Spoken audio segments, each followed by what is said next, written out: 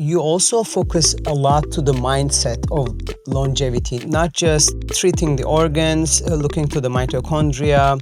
I've been practicing sick care, right?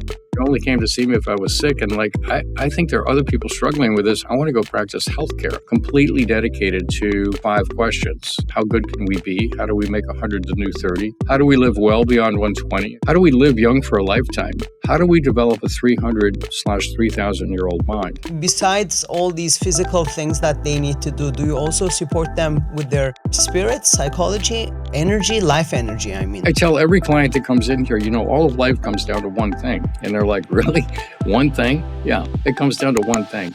I'm Dr. Esra Çavuşoğlu, and I've been living a sober life for the past 19 years. My battle with addiction drove me to seek new methods, devices, and supplements to improve my physical and mental performance, enhance my quality of life, and ultimately live healthier for longer. From my experiences in addiction recovery, biohacking, and longevity to the latest global developments, from groundbreaking entrepreneurs to expert academics, the conversations I've had over the years are now featured weekly on Soberhead Podcast.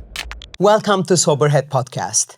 Today's conversation will challenge everything you think you know about aging. Dr. Jeffrey Gladden, former interventional cardiologist turned longevity pioneer, asks a radical question. What if aging isn't inevitable decline, but a reversible process? He believes aging is not linear, it's exponential. And if that's true, then a basic wellness strategy is simply not enough. You need an exponential strategy. In this episode, we explore what he calls the 300-year-old mind, a mindset rooted in purpose, curiosity, and asking better questions.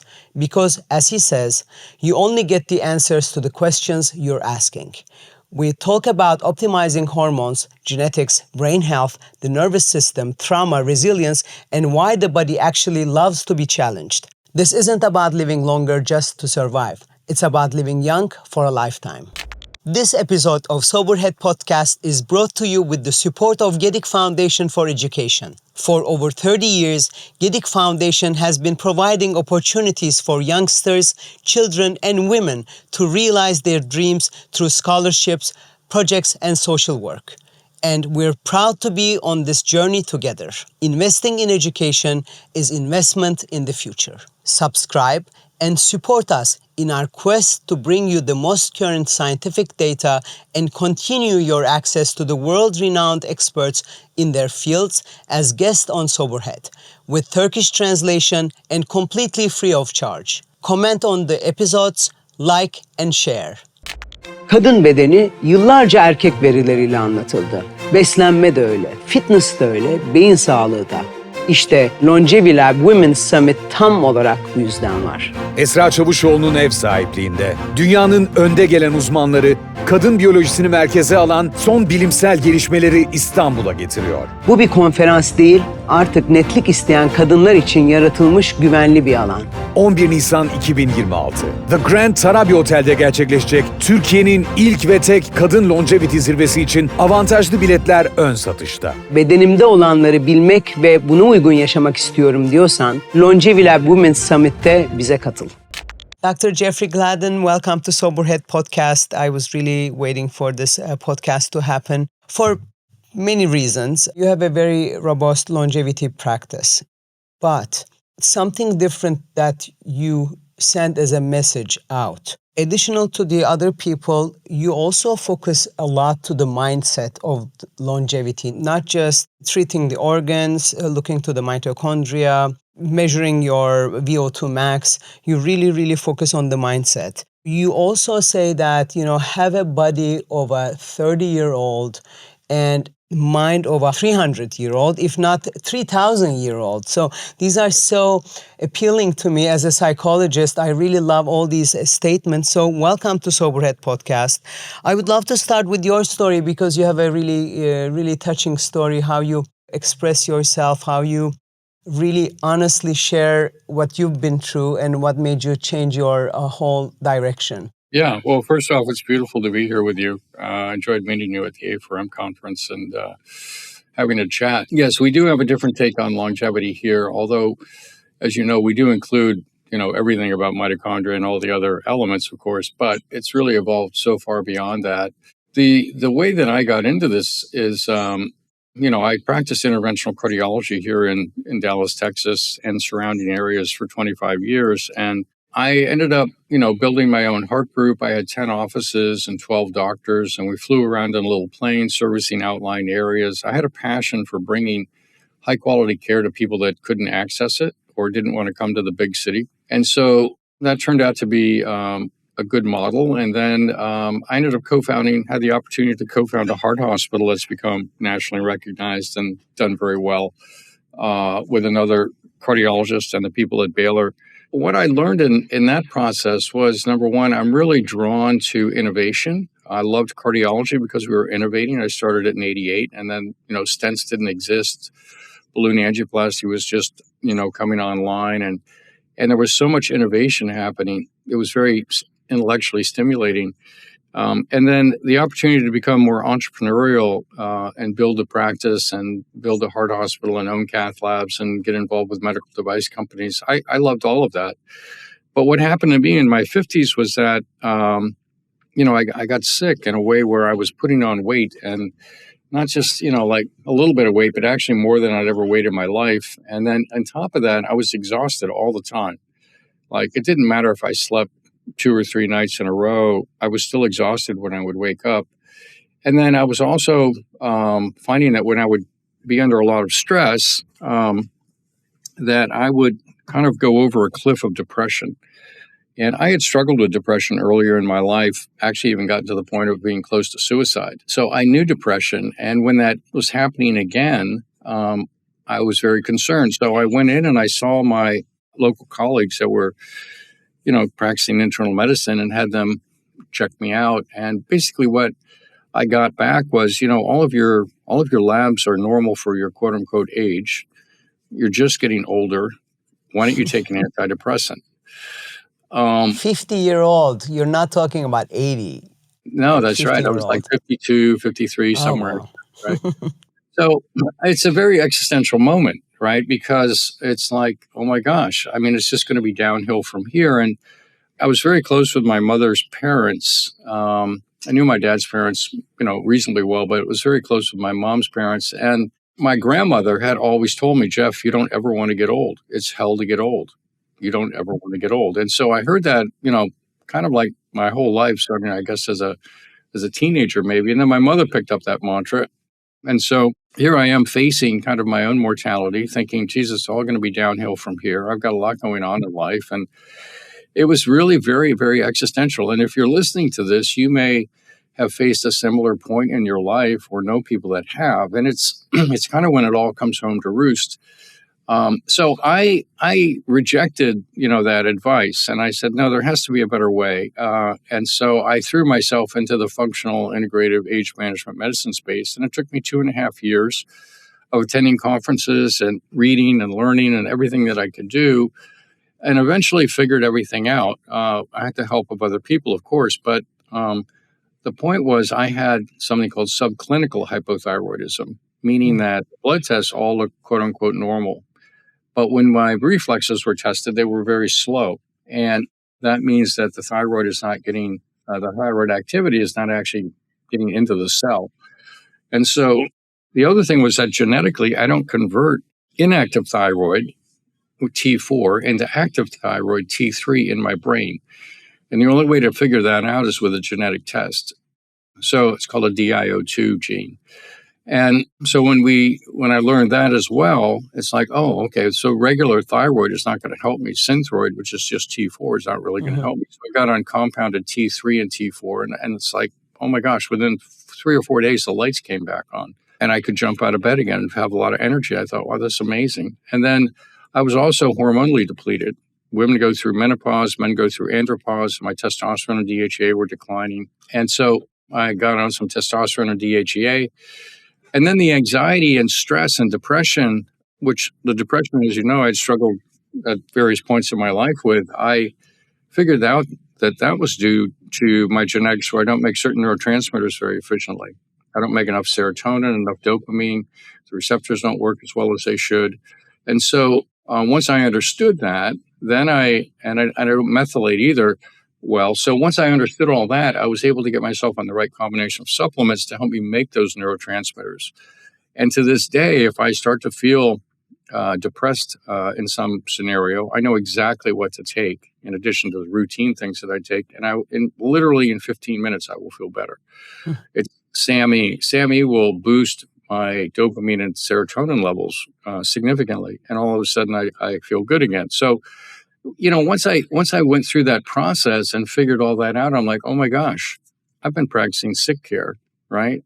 You only came to see me if I was sick. And I think there are other people struggling with this. I want to go practice healthcare. I want to help people optimize their health.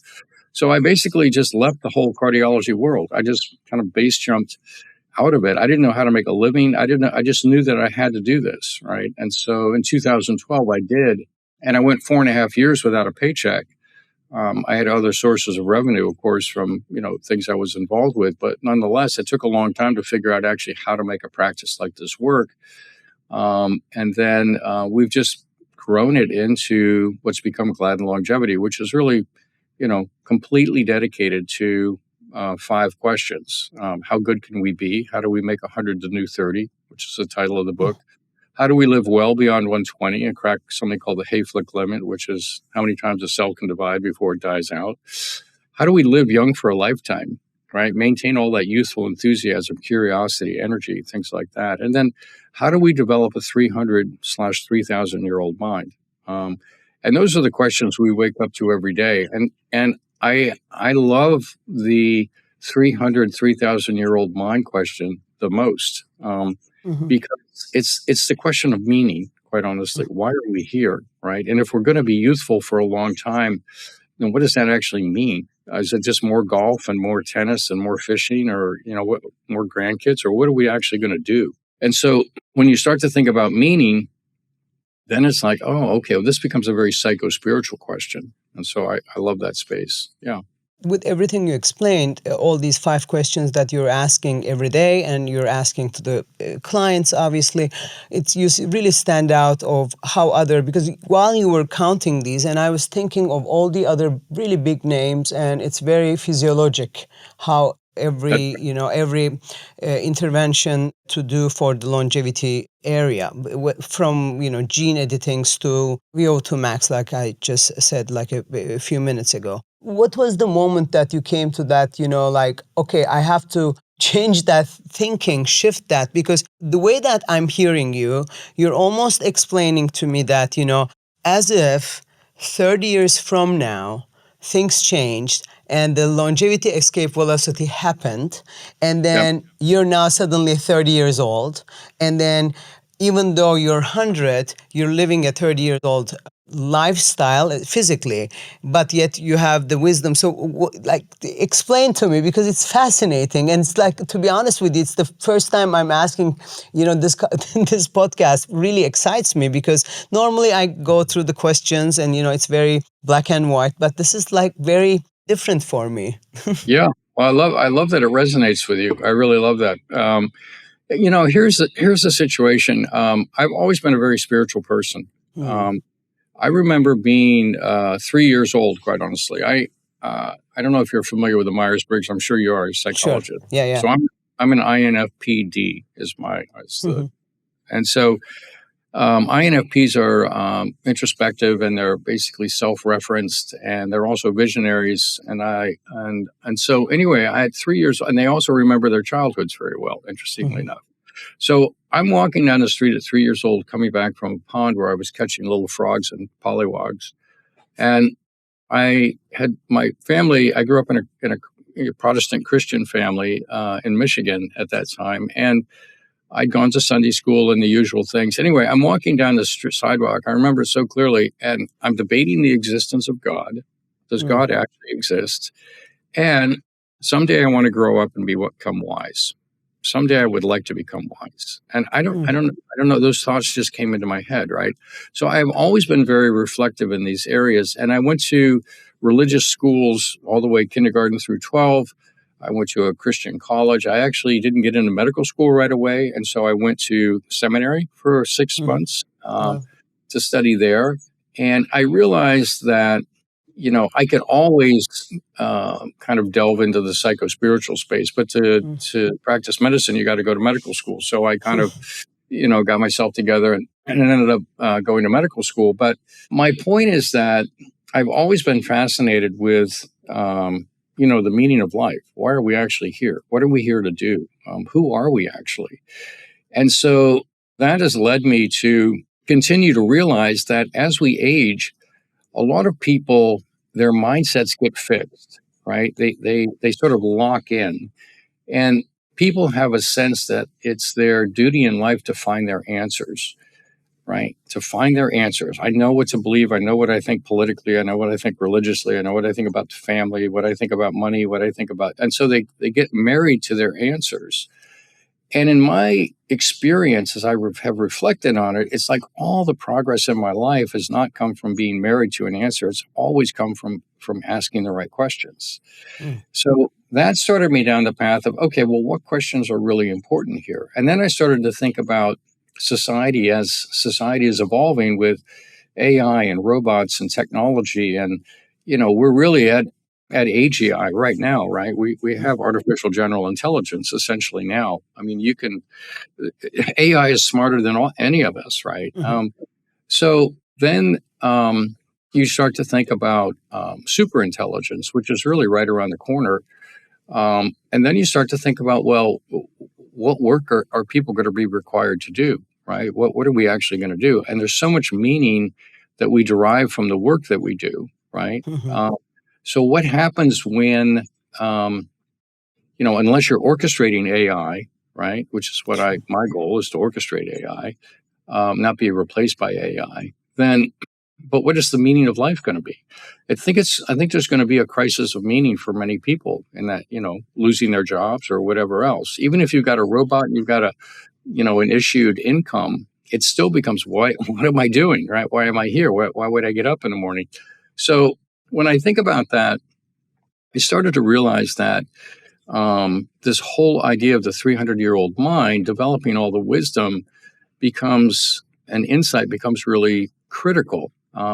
Because if we're going to be here a long time, I think longevity not only represents, biological youthfulness, but it represents the greatest opportunity humanity has ever had for people to really raise the bar on what it means to be human, right? Humanity right now is stuck in these entrenched ideas of somebody's right and somebody's wrong, and now we're going to fight about it. And we've done it for 3,000 years, and we're going to keep doing it. And, they're good and they're bad. And, I find that's very, very shallow thinking, quite honestly. I mean, humanity could really raise itself to a much higher level if we, got together and cooperated. It doesn't mean we can't have capitalism or, whatever else. But the point is, we haven't really evolved very far in terms of a lot of our social understanding.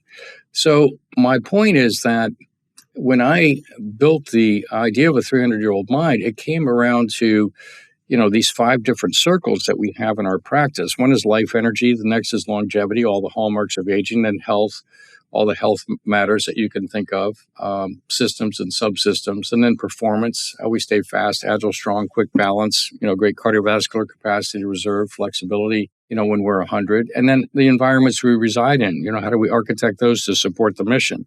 But the central circle is the life energy circle. And the life energy circle is comprised of some things that I think will resonate with you, which is it starts off with, do you have a growth mindset or not? Please give me while you're talking, I was thinking, I've never been in your practice, obviously. So can you give me an idea, how does someone come in through the doors and then suddenly are they facing a spiritual leader over there as well, or a psychologist? Besides all these physical things that they need to do you also support them with their spirit, psychology, energy, life energy? I mean, not Yeah, it's a great question.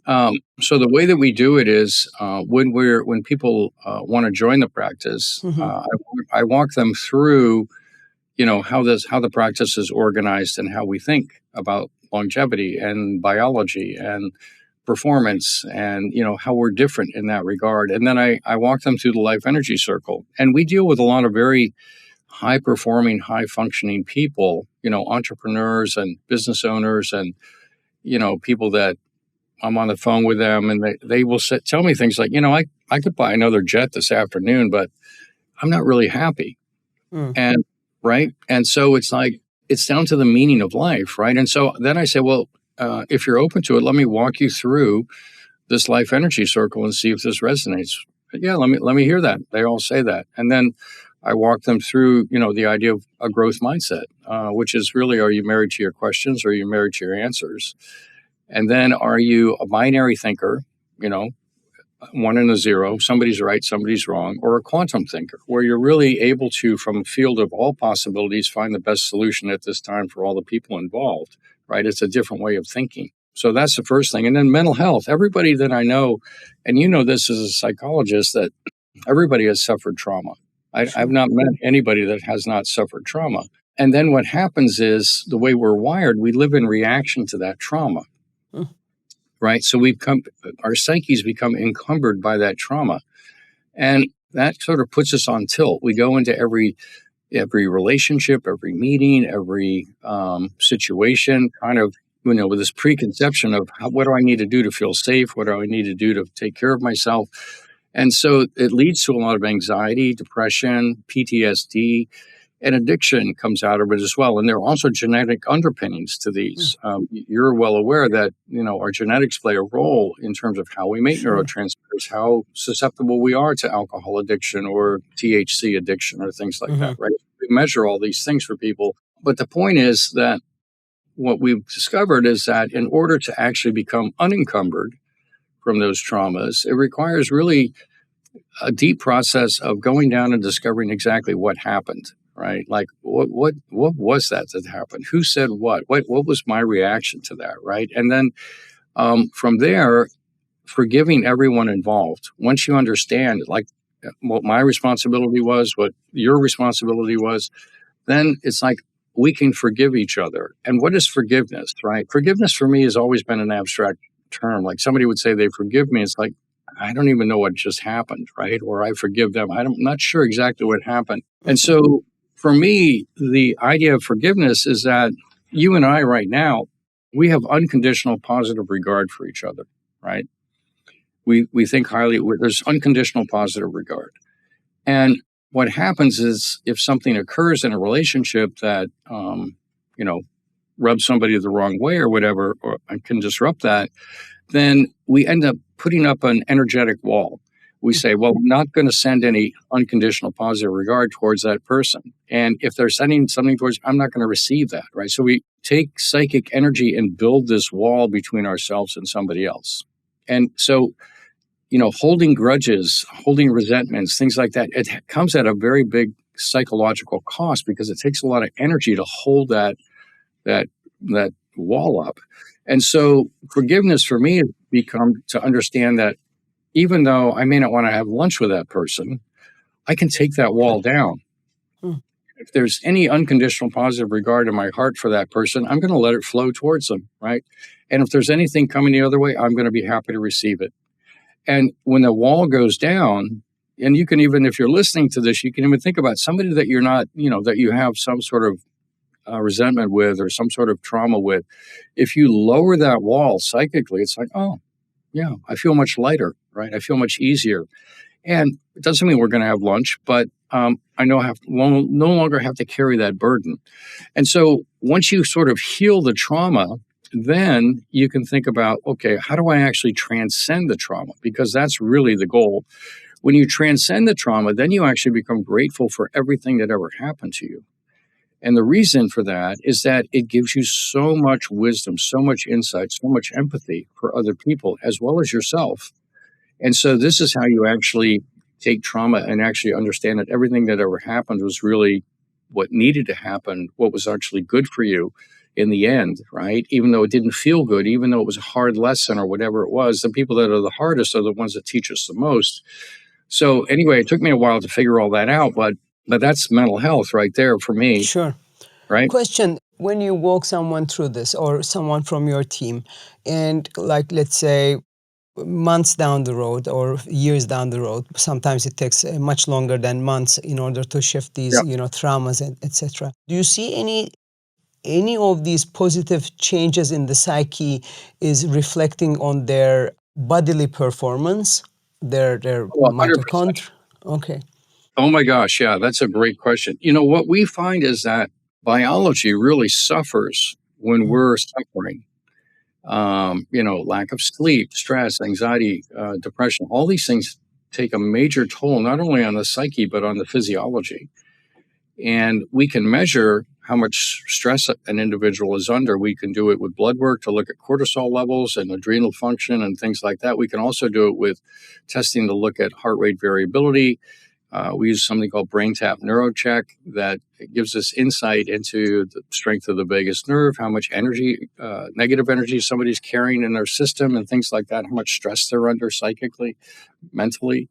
And from there, we can then recommend strategies on how to deal with this. And some of it is talking with, trained people, psychiatrists, psychologists. Really, we work mostly with a psychologist, someone with a psychology degree, who's also well-versed in actually psychedelic-assisted therapies, which can also be helpful for certain people. Yeah, so that works there. And then there's things we can do. If we understand the genetics, we can actually, in my own case, just the way I don't have to get depressed anymore, we can help people with that, right? So that their biology now is not getting in the way. When you work with people, understanding their biology, understanding their environments, understanding how to actually reprogram the nervous system, then, this becomes really dramatic for people. A lot of people make a lot of progress this way.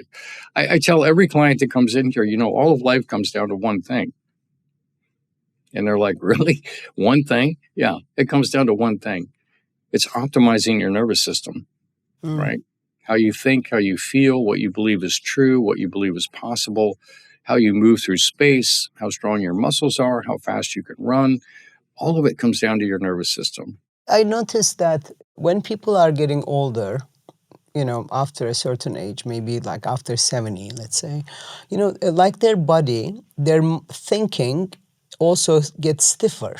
It's right. Very difficult to make them change how they Exactly. think. Everything that you're saying, I'm sure it takes a village to make them shift their thinking. Yeah, that's right, because they get married to their answers. Mm-hmm. This is why I think, I find myself to be eternally curious, right? I have literally thousands of answers, and everything I'm telling you are things that we figured out. But we're not married to those. If a better idea or new insight comes along, we will definitely adopt that, incorporate that, right? So it's we think we're pointed in the right direction for sure, but it's that mental flexibility, that curiosity, that humbleness, actually, as well as the sense of really wanting to become the full expression of who you are. A little bit of Carl Jung, right? Being unencumbered the way Carl Jung would talk about it, being the individuated person. So, yeah, super cool stuff. Let me ask you, you often say that you have to pick an age. I guess yours is 27. And then you have to act as if you are 27 years old or whichever age that you pick. Like, I have a few questions around that. How does someone do that if they're really not feeling or acting like 27 or 30? Like, they might be tired, they might be sick, they might be depressed, like you say. Like, what are the tools that, let's help people who are listening to us to maybe start setting that mindset? Right. Well, the reason that I say it, and I'm 27, I'll be 27 this decade. I was born in 1954, right? I'll have a February birthday at the end of February. So people can do the math, but I wake up 27 every day. I'll be 27 this decade, 28 the next, 29 the next, and when I'm 100, I'll be 30, right? That's a strategy there. But the reason, even if you feel terrible, right, what I'd like you to do is I'd like you to go back through your life and think about the time when you actually felt the very best. Maybe it was 18, maybe it was 16, maybe it was 25, maybe it was 32, maybe it was 40, maybe you got into the best shape of your life at 42, whatever it was. When did you actually feel physically the very best, right? Because the mental piece we'll work on separately, but I'm talking about physical capability. When did you actually feel the very best? So you can think about that. In fact, Esra, I'll ask you that question. When did you feel the very best? I mean, in a weird way, I'm 54 years old, and I think performance-wise, I am at my peak now. Okay, so 54. So here's the thing, and it doesn't matter what age you pick. It's the fact that you can identify that you feel really great at this age, right? So we have people that pick 54, 42, 18, whatever they want. And if you're listening to this, pick the age where you felt the very best. Now, if you don't feel that way today, but you're claiming that age, I am that, right? It's now you're not just looking at that age. Now I want you to identify with it. No, that's who I actually am. I am that 18-year-old, that 22-year-old, that 35-year-old. Then it's like, oh, well, I don't feel like that. So what do I need to do to get back to that, right? And therein lies the power. Because if you simply say, well, I'm not that age, I can't be that age, then it's like you've already lost, right? You've already lost. You've already acquiesced to the aging process or whatever process you're going through. But if you say, no, I want to get back to 35, 27, whatever it is, it's like, what do I need to do that? Okay, well, I need to fix this. I need to fix my blood sugar. I need to fix my weight. I need to, quit my smoking. I need to, whatever I need to do, right? What do I need to do to get back to feeling that good? Because when you're asking the right questions, one of the things I learned in my journey was that you only get the answers to the questions that you're asking. So if you're asking, how do I feel a little bit better at this age and tolerate it? Those are the answers that you'll get. But if you're asking the question, how do I get back to my best age? Your mind will start to find the answers. It will. It's like, oh, well, what about peptides? What if I did that? What if I heard about this? What if I tried that? What if I saw this person? And it's those questions, right, about how do I get back to that age that will drive your progress. And so we like people to have that mindset because it tees them up for success. That's the reason. Yeah. It's like some of the conversations that you're making there and the message that you're giving sounds not obviously exactly the same, but so similar to what they shared in 12-step programs.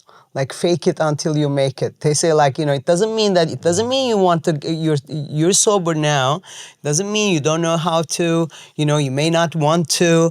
Just fake it until you make it, and you're going to make it at some point. And it's similar. I agree. It's similar, but it's a little different because we're not asking people to fake anything. Be truly who you are, but ask, how do I actually get to be who I want to be? And that's a journey in and of itself. So it's not wake up and pretend you're 35 years old.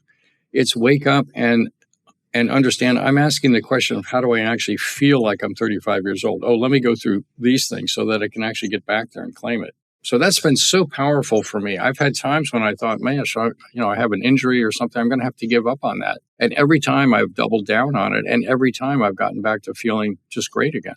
Right? And it's only because I was pushing to ask that question. Yeah. You often say that, aging is not linear and we have to really attack the root cause of the root cause. Can you elaborate a little bit on that? Say aging is exponential. So what exactly that means? We're at a disadvantage when it comes to the aging process in one sense, right? We're disadvantaged in many ways. One of the ways is that aging mathematically is linear. It's chronological, right? Like this next birthday, I'll be 1 year older. So every year it's another year older. It's just linear. And yet, biologically, systems do not age in a linear fashion. We know that people between 70 and 80, actually between 60 and 70, and certainly 80 and 90, they age so much faster than people age between 20 and 30, right? Or 30 and 40. So we know that aging is accelerating as we go through the chronological process. Aging is also asymmetric, meaning that you can age dramatically at certain points. When a woman is pregnant and has a child, carrying the child ages her dramatically.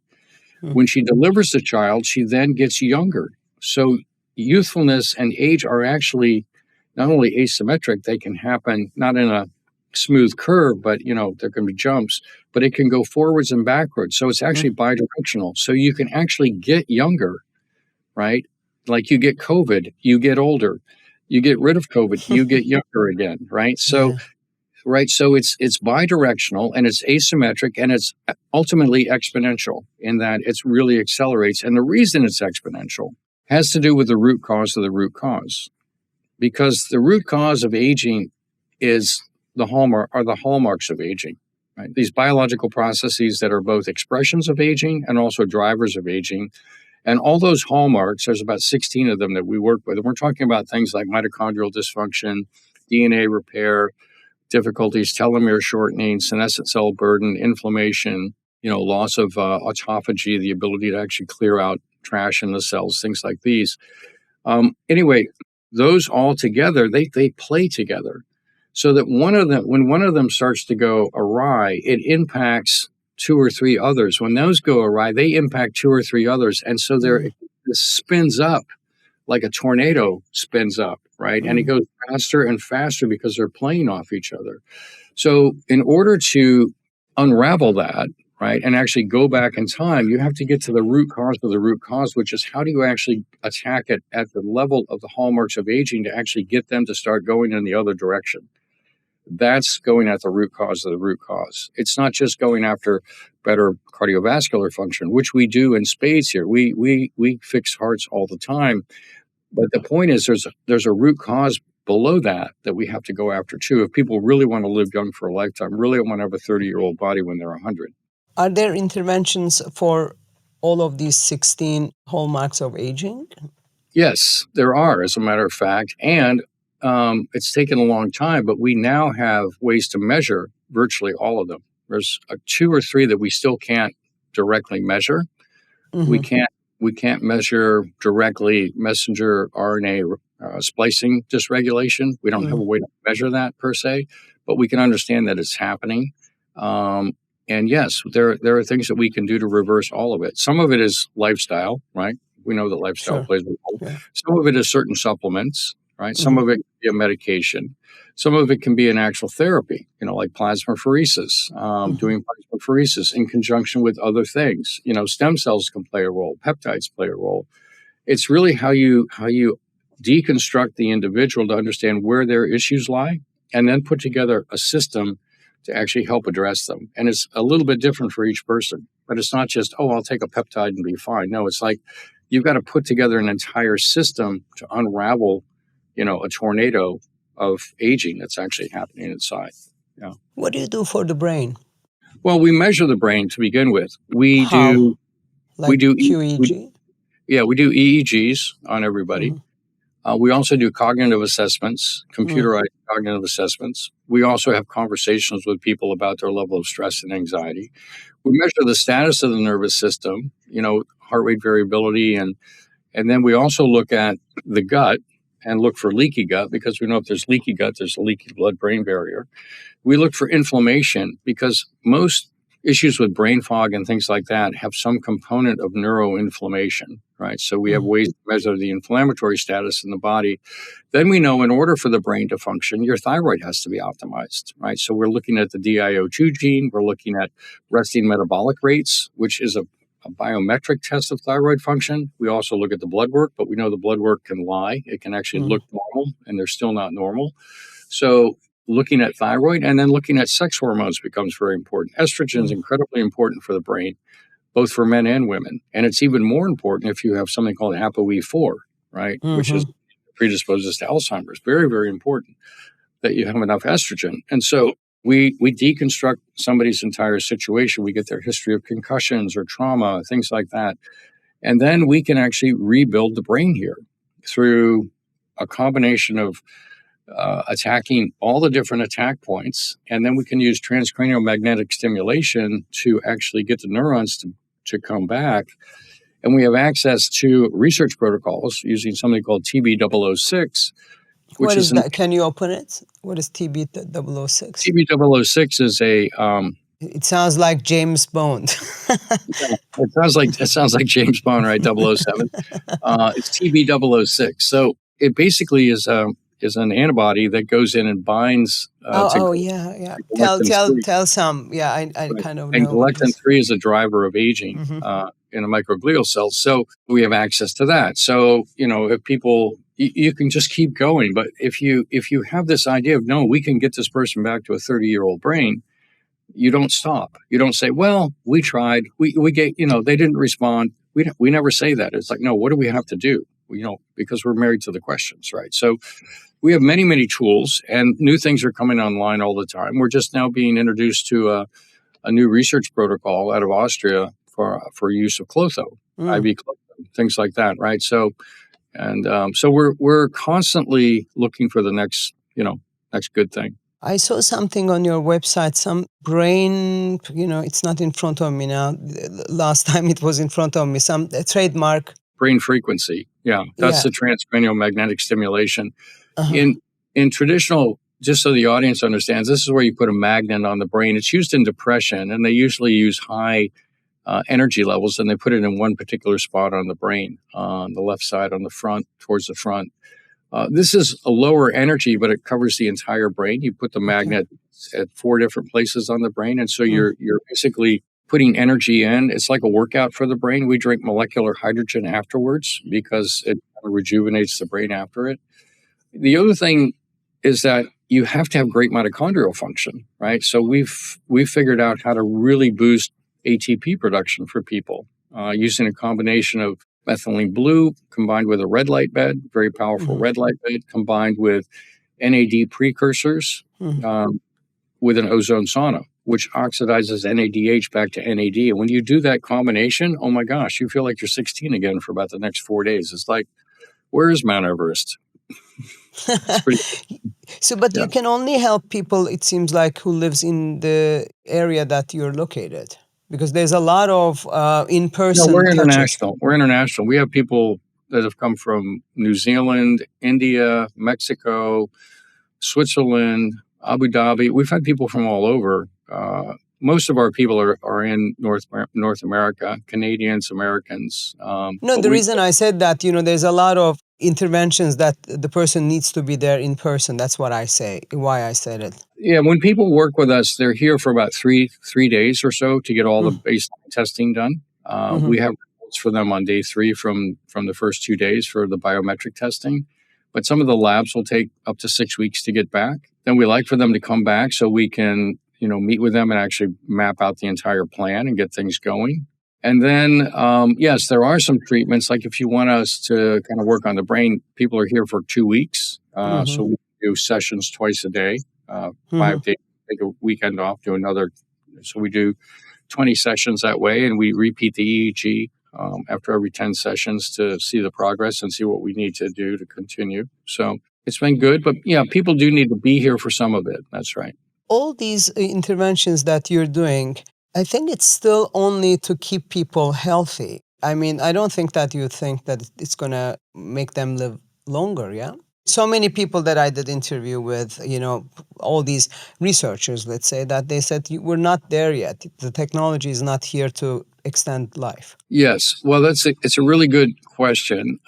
We certainly are impacting the quality of life. We also know that when we increase certain markers, that it's associated with longevity, right? So higher Clotho levels associated with longevity, for example, right? Clotho is a protein that protects the brain, the kidneys, and the heart. We know that when people have great blood vessel function, right, and we have ways to look at the glycocalyx, which is which lines the inside of the artery, which is really the holy grail on keeping your arteries healthy. We have ways to directly visualize that. And then look at the arteries through about 7 different other lenses. When you optimize the vascular system, people with great cardiovasculars live longer. People that have great cognitive ability and cognitive flexibility, they live longer, right? So it's really the combination of all these things. People with great mitochondrial function. So yes, we don't have a magic bullet to say, oh, we'll do this thing, and this is going to extend your life, 40%. Although in mice, they're doing that all the time. But in humans, it's a little different. But the point is that we're doing the best we can because you want to stay as youthful as you possibly can now so that you can benefit what's coming, tomorrow. It's harder, because of the exponential nature of aging, it's harder to pull an 80-year-old back to 40 than it is for a 60-year-old to get back to 40, right? So it's much harder the deeper you go into the decline process. So optimizing yourself is always the right answer, is the way we see it. Do you do any age testings? Yes. Oh, yeah. Yeah, many biological ages. Yeah. global one, or like meaning global meaning like the full system, only one test, or do you go organ by organ? Yeah, we're not fans of a global test. And the reason is that it's misleading. So, for example, if you do a global test, let's say you do some lab work and they run it through an algorithm and it comes back, oh, I'm 7 years younger than my chronological age. I'm doing good, right? It's very misleading because what we find is that when you actually, look at DNA methylation and look at mitochondrial function, and vascular health, and metabolic health, and brain function, and all the different ages, quote unquote, ages that we can measure, that really kidney function's another big one, right? My kidneys were damaged when I was 5 years old, and so that's an issue for me. And they've actually gotten better, which is unusual. It doesn't happen, but it's because we're asking the right questions. But the point is that you're only as young as your oldest age. And if you just do a global test, you don't know what to do, right? It's, okay, I'm 7 years younger, but I guess that's good, right? But now what? Whereas if you understand, geez, my brain is 10 years older than my chronological age, and my kidneys are 5 years younger, and my heart's 10 years younger, it's like, oh, we need to work on my brain. Let's go to work on my brain, right? So it gives you something that you can actually do. So a global test is fine, but it just doesn't tell you what you really need to know, the way we look at it. And it can be misleading. The systems changes so fast, the supplements changes so fast. It's very difficult for the consumer to keep up with the Agreed. research changes. And there's a lot of, I'm a known face in Turkey, and there's a lot of supplement company approaching me to represent their one supplement. If it was like that, or to represent my brand, I would be more okay with it. But they come up with, like, lately in Turkey, it's like NR, NMN, it's like it's a new thing here in Turkey, and with resveratrol. And I said, like, I'm sorry, I can't, because I know that what's coming down on the pipe, it's like, it's not good, it's not that people should use or should not use, but it's going to be changing within the next, God knows how long. No, that's right. And it's the supplement world is a complicated one because you've got to make sure that the supplements are manufactured, that they actually contain what they say they contain, right? So third-party testing is very important. Then you have to look at the biological activity of what's in there because just because you're taking glutathione doesn't mean it's actually getting into your system, right? It's not exactly how it works. So there are forms of glutathione that will get into your system, right? Very specific ones that are nanoparticles that get absorbed through the mouth and things like that. And, they're not digested inside the gut. And there are other ways to boost glutathione, which is the body's primary antioxidant, with N-acetylcysteine and glycine and things like this. You can actually push it in the right direction. But there are a lot of people out there that, are selling stuff that sounds good, but it doesn't actually even get into your system, and it doesn't actually work, right? So, the NAD story is interesting. You're talking about nicotinamide riboside, NR, and NMN, things like this. What we found is it's really a combination of two supplements that actually, in conjunction with the ozone sauna, that actually really does the trick, right? And then we throw the red light in with the methylene blue. So again, sometimes it takes a process to actually get where you want to go. And not everybody should boost their NAD levels. People that have cancer should not boost their NAD because it can feed the cancer. So we have to understand it. That's one of the biggest things that people need to understand is, do I have any cancer in my body? That's a big fork in the road. Because if you do, there's certain things you should do and certain things you shouldn't do. So, I know that you also focus to the performance, physical performance in your institution. What are the most important things that people need to pay attention to? Well, again, it's the nervous system, quite honestly. So, as people go through the chronological aging, they tend to lose balance, they lose muscle mass, they lose flexibility, all those things. All those things are related to the nervous system. So we teach a lot of balance training. One simple thing that I learned from a guy named Justin Franson, who wrote a book called Athleticism, is walking in a figure eight, right? Just like a figure eight, like walking in the shape of an eight, the number 8. Doing it with your arms out and your eyes open. So you're walking in a figure eight, right? Then you close your eyes. Now you do it with your eyes closed, right? Now you open your eyes again, and now you walk it backwards. You're walking backwards in the figure eight, right? Then you close your eyes, and now you're walking backwards with your eyes closed in the figure eight, right? The beauty of it is you're challenging your nervous system. You're challenging your proprioception. And if you do that for 5 minutes, 3 days a week, oh my gosh, your balance will be so much better. Wow.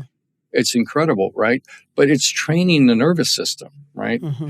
And if you're going to lift a weight, the first thing that gets stronger is the nerve firing. The nerve starts to fire with more energy to actually get the muscle to contract. So it's a nervous system. If you cut the nerve, the muscle's useless. So it's building the nervous system and its robustness and resilience, right? And then when you think about, your psyche, it's your nervous system. So building that to where you're resilient, to where you have a sense of equanimity and calmness, and you understand your purpose and why you're here, and a lot of the things we talked about will help you build that. So I think the 30-year-old body, if you focus on, I'm actually building my nervous system. And when I'm running, I'm building the heart's nervous system, right? The vagus nerve tone and my ability to pump blood and my breathing and all these things. When you think about it through just that single lens, it's like, I can challenge my nervous system. The other thing is the body loves to be challenged. It loves these hormetic stressors, right? Whether it's a sauna, a cold plunge, cardio exercise, weightlifting, walking in a figure eight, anything that challenges your nervous system and challenges you is a good thing, as long as you don't do it to excess, right? Like running a marathon is not really a healthy thing. Going for a run for 3 to 5 miles is a very healthy thing, right? And so you can figure these things out, but it's really it's what we think about fitness is actually the first thing people have to do is get in the habit of doing it every day. So it's not like I'm going to exercise 3 days a week. No, I'm going to do something every single day, because if you do it every single day, it moves from being a habit into being an identity, right? Now this is who I am. I am an exerciser. I love to exercise, right? And even if you hate to exercise, you're now an exerciser, right? And so when you do that every day, then it's like, okay, what do I need to do to get my workout in today, right? And that's when you're asking that question, you'll figure it out, right? So that's how it works, yeah. I heard from someone also, like, you have to say that you're going to exercise every day, because for sure there are going to be days that you're not going to be able to do it. And then if you say 5 days, it's going to go down to 3 days. You say 3 days, it's going to go down to 1 day. That's right. And the reason for that is, and this as a psychologist, if you have to wake up and make a decision, is today the day? The failure rate goes to 100%. If there's a decision involved, a daily decision that's involved, the failure will go to 100%. You have to actually take the decision out and say, no, I'm going to wake up and I'm going to exercise today. And if my schedule, I overslept or this or that or something else, I'm going to figure out how to do it later today. I'm going to do something today. And if you commit to that and you do that, then it's like, okay, it is possible, right? So it gets sometimes, of course, super boring. Like today, I went to the gym to train with the trainer, and I looked at him. I said, I'm really bored. I really exercise hard, but I said, I'm really bored. I kind of really don't want to exercise. Let's find something else so that I get out of this boredom, because I can work out really heavy. I like working out, to push myself. But I didn't not do, but I said, let's change it, because I can't do it like the same things. This is a great point. So what you need in your workouts is more variety, right? You need to be challenging your nervous system. Walk your figure eights, climb stairs, get on a balance board, you'll have fun. You'll start to have fun. There are ways to do all these things safely. Stand on one leg on a Bosu ball, a half ball. Learn to kneel on a Swiss ball, and maintain your balance. Every single thing you can do that you can play with is super important. And here's a really important thing. As people go through life, we tend to start to equate ourselves with being competent, right? We're good at things. And now when we go into the gym and we're going to try something, we don't know if we can walk backwards in a figure eight with our eyes closed. Maybe we'll trip. Maybe we'll get turned around. And so we're afraid to sort of look like we are not accomplished, like we're not competent, right? You're right. You have to drop that whole mentality. When I go into the gym, I'm a 5-year-old. I want to try that. I want to see what happens. I want to get on the slack line. I don't care if I fall off. I don't care if that happens. I'm 5 years old. I just want to play. I just want to play. So when you go to the gym, forget about competency. Think about play and youthfulness and challenging your nervous system every different way you can. This is how you actually build the nervous system. Yeah. One last thing that I want to ask is about, even though it's not your really specialty, but I'm sure that you deal with probably early onset Alzheimer's disease. There's a lot of talk outside, like in between normal neurologists, that, it's impossible to reverse it. And, it is what it is. You're stuck with it. We're lucky if we can keep it where it is, stabilize. What's your take on that? Well, I think the problem with traditional medical people, and I was trained in the same way, right? So I know it very well, is that we're brainwashed into believing that the only potential solutions that could work would be something that came to us through the pharma industry or the medical device industry. When you actually leave that mental construct and say, no, there's actually a lot of solutions out here. Like when I solved my own problems, I found out there was so much actionable information out there that I never knew anything about. I was stunned. And like really good information. So if you're talking to somebody that's locked inside that system, that's what they're going to say. There's very little we can do. We'll try to slow it down. Actually, the medicine's accelerated many times, but we'll try to do this. We'll put you on this, Aricept or whatever else, right? So Namenda. In actual fact, if you deconstruct the individual, why are they getting dementia, right? What are their genetics? Not everybody that's getting demented has Alzheimer's, right? And so you've got to know that. Do they have ApoE4, ApoC1, TOM40, that trifecta of genes that actually predispose to Alzheimer's? If they do, then okay, then let's go what we can do there. Now we have blood tests where we can actually measure tau protein, amyloid ratios of 42 to 40, and see if somebody's likely to develop Alzheimer's 15 years from now, right? Mm-hmm. The idea is to be preemptive. If you know your genetics and you know that you're predisposed, then you can start to take actions and you can steer the ship away from the iceberg from early on. If you start to notice mental decline, a lot of these people their thyroids aren't optimized properly. They don't have the right sex hormones in their body. Their nutrition is off. Their brain is leaky. There's so many different ways to attack this. And then there's things like TB006. There's things like transcranial magnetic stimulation. There's there's peptides, there's stem cells. There's many things that can be done to augment brain function outside of traditional medicine. So again, if you ask the question, okay, so my regular doctor doesn't have an answer, but what do I need to do to get my brain function back? The answers are out there. They really are. Again, the question.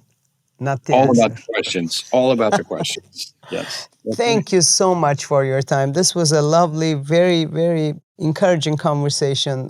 Thank you for your time. I'm glad that we were able to do the second time around. Yeah, me too, Esra. I appreciate your patience with me. Thank you.